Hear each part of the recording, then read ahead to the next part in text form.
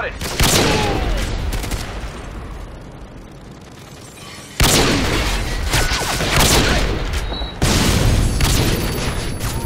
What's going on, guys? BTS here with another Sony Vegas quick tip. This is how to get perfect widescreen on your videos along with ReelSmart motion blur. I was going to do a separate video for each one, but neither one really takes too long, so I thought I would just put them both into one video.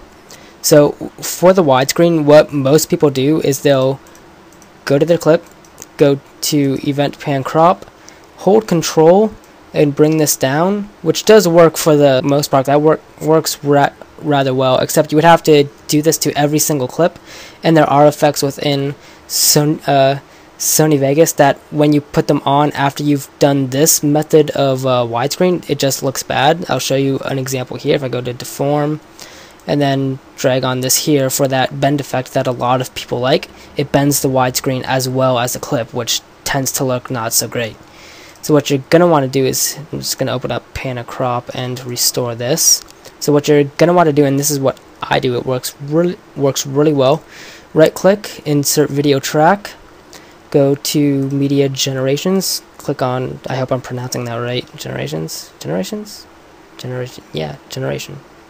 not generations, oh well.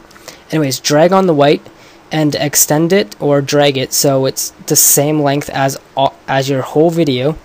Then change the compositing mode, which is this over here, to darken, and now it's going to be pretty much like you can't see it, but it is there.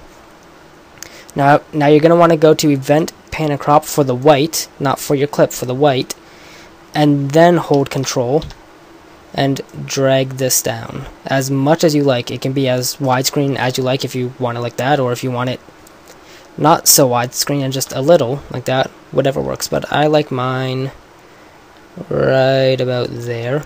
And don't forget to delete the first marker, because if that's not there, then it's gonna end up having the widescreen like animated in, unless you want it like that, of course. But if you want just the widescreen there and not having it animated in, just make sure to delete that keyframe.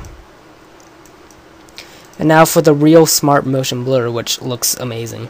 If you don't have this, there'll be a link in the description on where you can to a video on how to download it and install it for free. It's great. It's awesome, and ReelSmart motion blur just makes me really happy.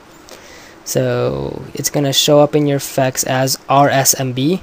You can just drag on the default preset, which tends to work relatively nicely, but what I like to do is either bump this up to 1, the main GB blur amount, either to 1 or 1.10.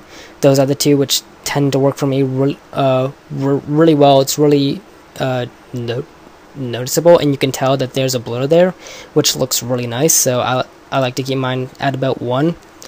And that's basically it. So I'm BTS. Don't forget to comment, rate, subscribe, and until next time, stay creative.